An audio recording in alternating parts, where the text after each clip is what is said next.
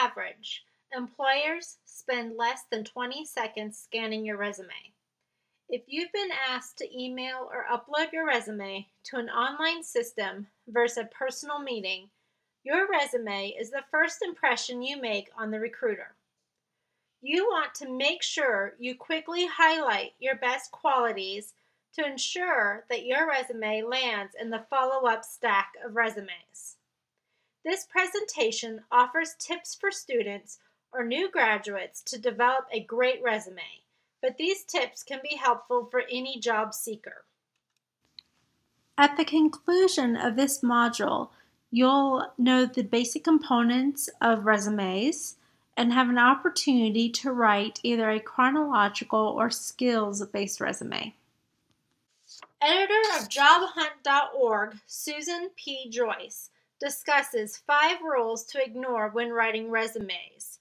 We're talking about our career accelerator with the large focus to start things off on resumes. Now, the rules of resumes have changed significantly over even just the past few years, with the process of posting jobs and collecting resumes largely automated, even in smaller companies. So we're going to bring in our next guest is Susan P. Joyce, the editor and publisher of JobHunt.org. And Susan, you have a whole list now of do's and don'ts for what to do with your resume, which I'm sure everybody's curious about. The first thing you say is don't bother including widely held skills. Why is that? Well, that's actually a rule that I recommend people ignore. I've seen that rule promulgated across the web, and these days that's a bad rule to believe. What you should really be doing is focusing on the keywords that are in the job description and making sure you include those keywords in your resume and in your application. That will help your resume be found by the applicant tracking systems or the database that stores the resumes. And your next bullet point there is one size fits all. Apparently that's not the case anymore. Definitely not the case anymore.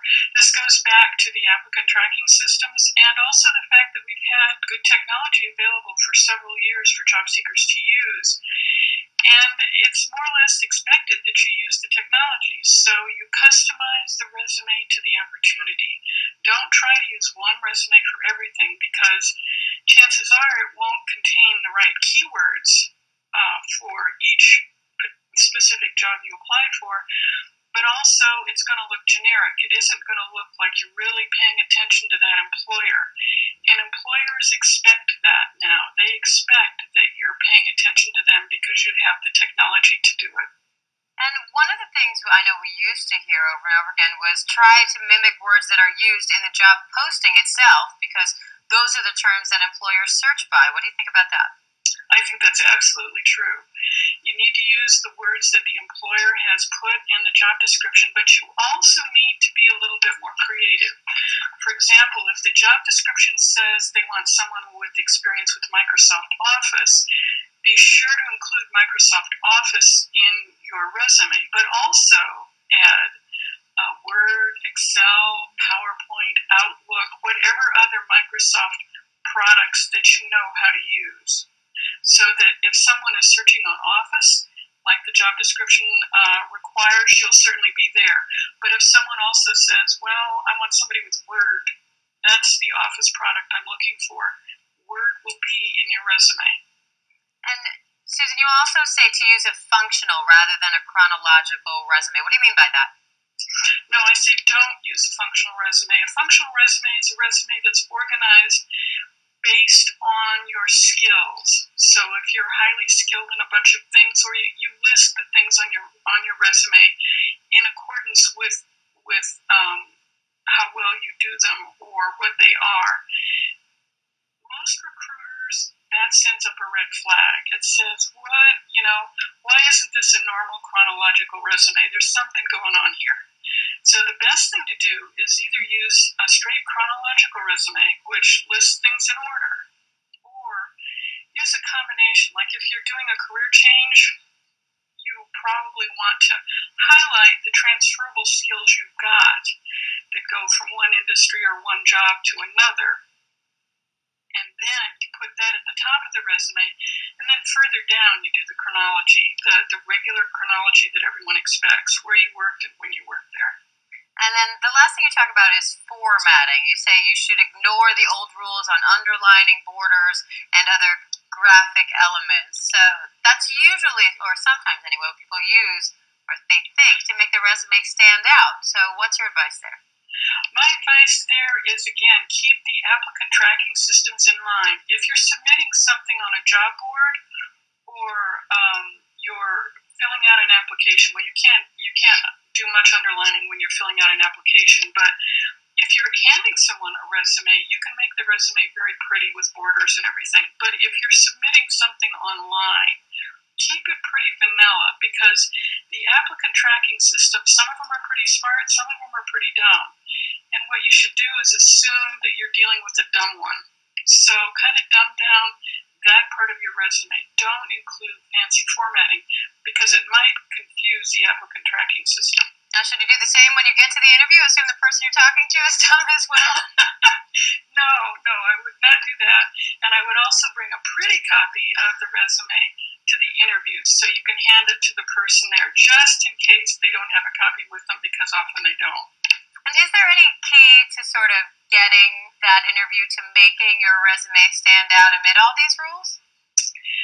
Well, the best thing to do, of course, is what everyone tells you to do, and that is to network. There's some data I saw in a study recently that said if your resume is submitted by a current employee, you are 7 times more likely to get hired. That's hard to beat. It is, yes, indeed. Not a bad stat there. All right, Susan Joyce, the editor and publisher of jobhunt.org and workcoachcafe.com. Susan, we're so glad you took the time to talk to us. Thanks so much. We appreciate it. Now I'm going to provide some additional tips not provided in your textbook. On the top of your resume, you should include your name, address, email address, and phone number. Make the letterhead attractive, as though it is your customized personal letterhead. The same letterhead should be used for your cover letter and reference list as well. As a university student, the majority of the information on your resume should focus on experiences you've had while in college or in the workplace. Leave high school in the past. Exceptions can be made for major accomplishments, such as obtaining your American FFA degree, Eagle Scout Award, or prior work experience with the company. And in general, educational information follows the job experience section. However, there are 3 situations in which education should precede your work experience. The first situation is that you are currently in school or a recent graduate. The second situation is that you are changing careers and your education is more pertinent to the new career than your job experience. And lastly, you are seeking a position where specialized education is a prerequisite for employment. Career advisor and hiring manager Mark Slack at Resume Genius says it is not the objective statement that's the problem. It's that people don't do a good job writing theirs. No one wants to read a brief statement from an applicant about how he or she would like a job in your company. But a well-constructed career objective can make you stand out. Slack says a good career objective allows the candidate to briefly describe the main skills, qualifications, and experiences that make him or her an excellent candidate to forward the company's goals.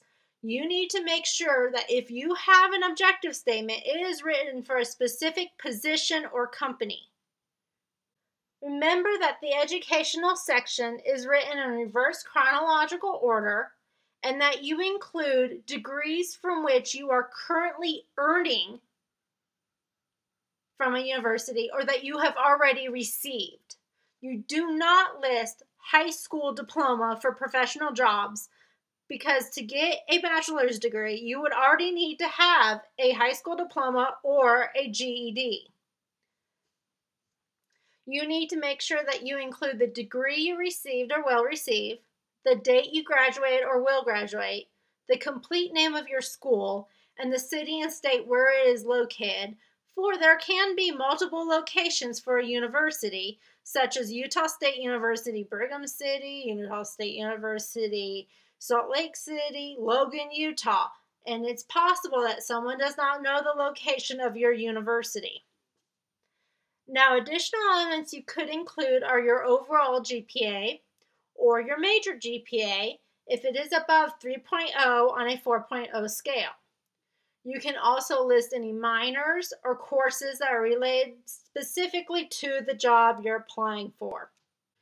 Now, the experience section lists your employment experiences you've held. Merely stating where you worked and when you worked there will not get you a job. Human resources personnel recommend that you quantify your accomplishments. Avoid using phrases like responsible for. Instead, use action verbs. Resolved user questions as part of an IT help desk serving 4,000 students and staff. Be consistent in if you write present tense or in past tense for your verbs. And lastly, use parallel structure in each list so that you can consistently see how the information is presented. It's easier for the reader to find your accomplishments and read them. It's easy to slip into a mode where you simply start listing job duties on your resume. For example, attended group meetings and record minutes, or update department of files. Employers, however, don't care so much about what you've done as what you've accomplished in your various activities. They're looking for statements more like the three on the right-hand side. Use laptop computer to record weekly meeting minutes. Develop 3 daily activities for preschool-aged children and prepare them for a 10-minute holiday program performance. Reorganize 10 years worth of unwieldy files, making them easily accessible to department members. Be very specific and quantify your items. You may have some latitude with the awards and honors section in your resume.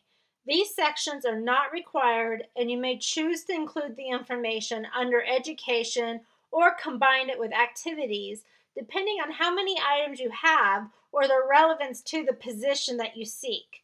If you're struggling to get your resume on one page, apply the Does It Help test. When it comes to bragging about yourself, you may feel uncomfortable. In this case, however, it is not bragging. You are simply listing the facts. You were on the honor roll, you did win a scholarship, or you were recognized as the most improved student or the most valuable player. Tell the reader what and when. Assume your audience knows nothing about the honors, and in some cases, you may wish to include a brief description. You are allowed to include activities in which you've participated in on a regular basis. I will caution the inclusion of membership in campus clubs, fraternities, or sororities. Some companies will review fraternities and sororities in different ways. Some fraternities and sororities are well recognized for being honor societies or for being professional associations for your undergraduate degree. And in those cases, it would be very appropriate to include those. But in other cases, look at the company and decide if you want to share that you've belonged to a fraternity or a sorority. You can also remember that your activities can include membership in your professional organizations and volunteer work that you've done in the community as well as at school. The number of students who participate in study abroad experiences is rapidly growing. We also have many students that will complete missions where you're abroad and you have gained a foreign language skill. Set yourself apart by telling the employer usable, detailed information about what you did on your trip and what you learned that can be applied in the business world.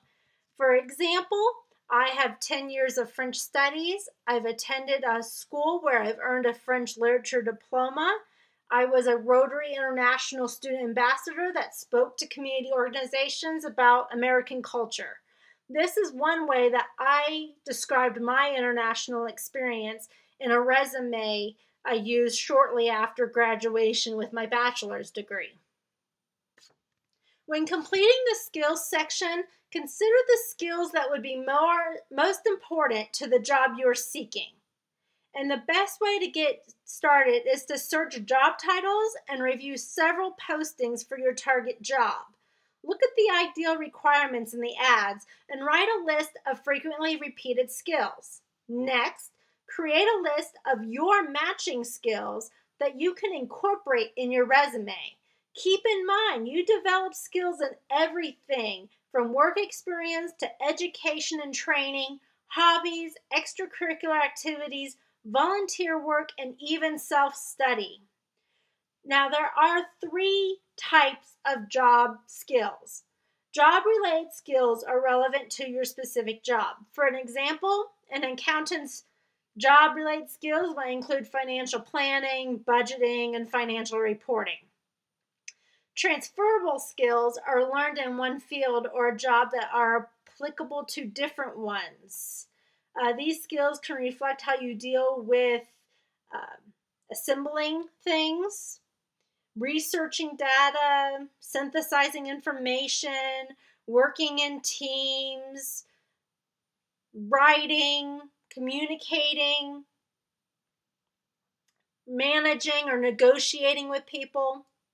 And then the adaptive skills are the hardest to substantiate, and they include your personality traits and characteristics that determine your work style.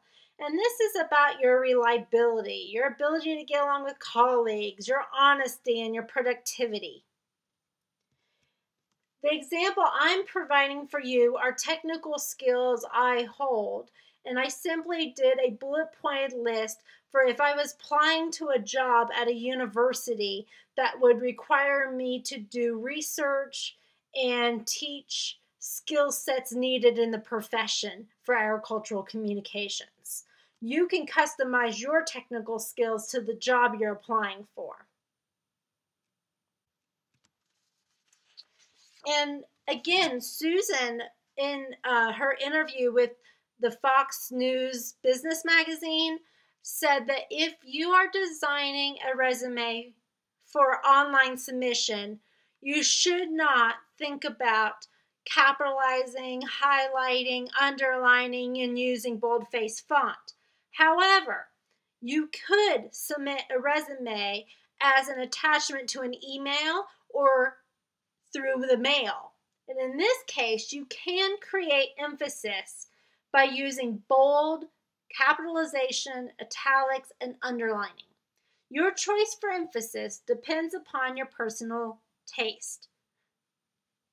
For example, if you are submitting a resume as an email attachment, you may want to consider the use of underlining. Underlining in agricultural communications means that you have a hyperlink that in which if I click on it, it will open to a website address. This is frequently done for personal profiles or portfolios.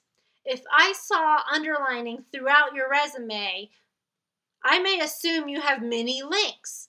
And if they don't open up, I might assume that they're broken and that maybe you haven't taken the time to properly format your resume. Now, however, you should not mix methods or overuse them. You would not, for example, want to capitalize, italicize, and underline pieces of text. Doing so would only make the text less visually pleasing for the reader. In addition, overusing these tools makes the reader ignore the items you wish to emphasize, thus limiting effectiveness. So be sure to carefully choose which information should be emphasized. Now, by manipulating the fonts used in your resume, you can easily create a hierarchy of information. In general, fonts are divided into 2 categories, serif and sans serif. Serifs are the short stems on the end of the strokes of a letter, as in the T for Times New Roman. And sans serif fonts are fonts without stems. Sans means without. Generally, you do not use more than 2 fonts in your resume. And remember that you want to keep the reader reading. You don't want to create too many tricks for the reader's eyes. In terms of font sizes, headings would be appropriate at 14 or 16 point font, while the body font can be 10 or 12 point font. Furthermore, you avoid underlining text, for it could confuse the reader and making him or her think it's a hyperlink. And lastly, you use very short phrases or sentence fragments with no punctuation, and you avoid writing sentences that use I and my on your resume.